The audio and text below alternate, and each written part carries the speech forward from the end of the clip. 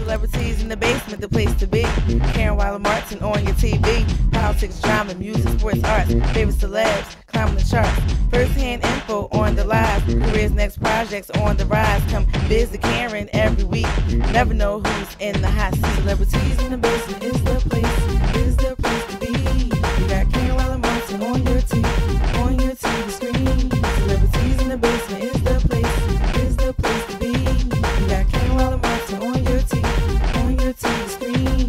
Good evening, I'm Karen Wilder Martin, and welcome to Celebrities in the Basement. I'm Karen Wilder Martin for Star Entertainment Group, and welcome to Celebrities in the Basement. Tonight we have with us native of Philadelphia, Essence best-selling author, whom I had the pleasure of reading all of her novels. She wears an S on her chest because she is indeed a superwoman. Help me welcome a sister for life, Brenda L. Thomas. Welcome, Brenda. Thank you, Karen. Yes, thank you so much for coming to visit us here at Celebrities in the Basement. Let's just, go straight to the chase. Okay. Start at the beginning. What actually inspired you to write your first novel, Threesome? Well, I've always wanted to write. Since I was a little girl, I always wanted to write books. And Threesome was started because I used to work in sports. I used to work for &1 Basketball as a director of player relations, and I worked as personal assistant for Stephon Marbury for 5 years. And everybody always wanted to know what it was like. So I created this character, Sasha Boreani, and I took people through what I call the underbelly of professional sports. And it gave them a view of some of the things I saw when I was working as a personal assistant, and that's how I got started. Now, let's elaborate more on your background within the sports industry. Well, it's funny because I never thought I'd be in the sports industry. I've worked at IBM for 12 years. I mean, it was just a media frenzy for me, and I think that is what he didn't like so much, because he felt as though, because they never implicated him as being, someone who had done something like that.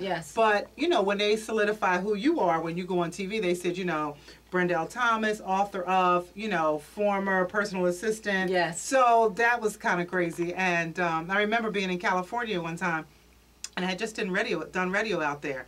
And he calls me, and he says, I heard you was on the radio this morning saying that I slept with you and I gave you all these diamonds in a hotel room. How does that sound? Right, So I was like, Karen, we're Philly girls. Don't play with me like that, okay? So, I said a few words.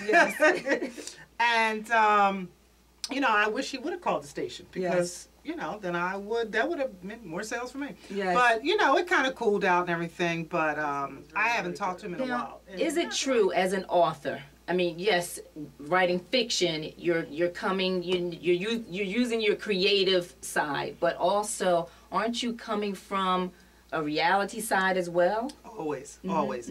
Whether it's pieces of your life or whether it's pieces of your friends or things you've seen in the news, it's always something that stirs that. You always got to know how to mix in the fiction with the nonfiction and just make it, now, give have so many different characters in your novels. How do you focus on that one character and not mix, one with the other? It's always funny because when I write a novel, I love my main characters, but it's always something about one of the secondary characters that I really like. And they always find themselves in another story or whatever. But because for me, this is what I do.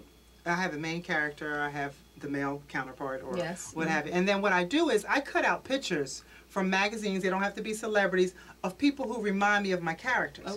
So I know this is Sasha, this is Tiffany, this is this person. And it's kind of weird, but it's just what works for me. And then after a while, that is the picture I have in my mind of that person. That's interesting. Yes, it's kind of funny. It was because when I was doing Threesome, I had these pictures of all these people, and I said to my daughter, I said, okay, who am I going to put up for Sasha? She was like, put up yourself. And at the time, Sasha, was my first book, so I modeled her looks after mine. And I put up a picture of myself, and that's probably not even a good thing to do. Well, but it worked. And at the time, you were in locks. And she had dreadlocks. So it worked out. It worked out well. It worked out well. Now, speaking of your locks, let's talk about that image change. What made you cut the locks and go natural? I love the short and sassy look.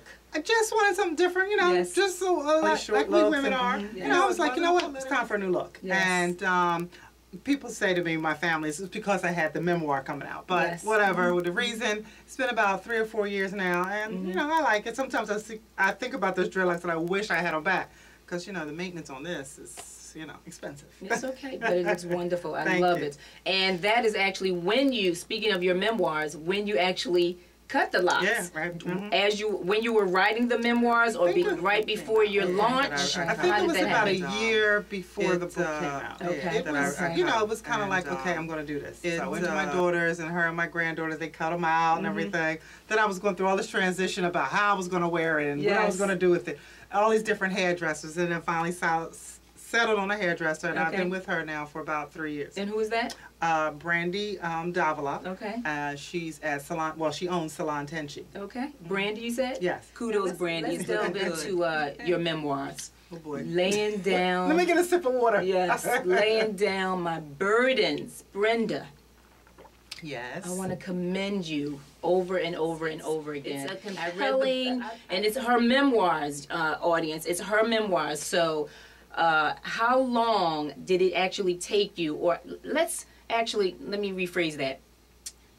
Memoirs versus fiction, the difference in writing. Big difference. Big difference. Fiction, you get stuck, you can change something. You can make up something. You could say, well, in the book I'm working on now, the girl, she was just average, whatever, you know, a nice looking girl, whatever. And she went under this persuadium when she painted. Her name was Cayenne, as Cayenne Pepper. And I couldn't figure out why. I came up with some other reasons why. But then all of a sudden it was, okay, so maybe she has red hair. So you can change things. You can do whatever you want. Yes. And do you have a name for the new book coming out? Heartless. Heartless, okay. And so, you know, you can change things. You can make up things. You do whatever you want. But in nonfiction, if you don't want to get blasted like these other authors who have written nonfiction books and find out that they're not true, you tell the truth. Yes. And telling the truth can be really tough. I remember when I was editing this, one of my best friends, she said to me, she said, I'm telling you right now, whatever you do, tell the truth. Don't over glamorize it. Don't add anything that didn't really happen. And who was that? That was my best friend, Kim Gerald, down in Maryland. Okay. And she was like, I'm telling you, you know, she like drilled it in me. She always gives me this great advice.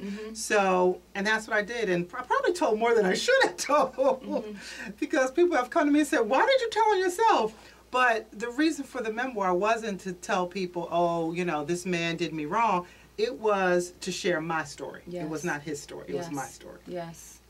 And the drug addiction, the alcohol, it was just compelling to me for you to put it all down. And like you said, the question was, why did you tell on yourself? Needed to. When I was in elementary school, you know, teacher asked you, what do you want to be when you grow up? I said, I wanted to write an autobiography. Now, I was only in 8th grade at that time. And that would, I didn't know, substantiate an autobiography. And boy, did I get one. So my ex-husband knew that I wanted to write. I used to write a lot of poetry, you know, back in the 70s, a lot of Angela Davis-like stuff and love poems, you know, all that kind of stuff.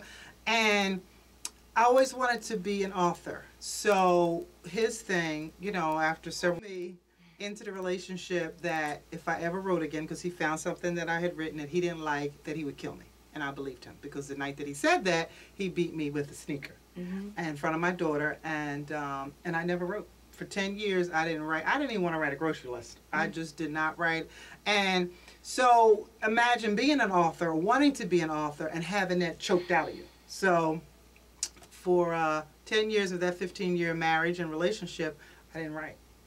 And it wasn't until a few years after we divorced that I began to write, that Threesome came out. And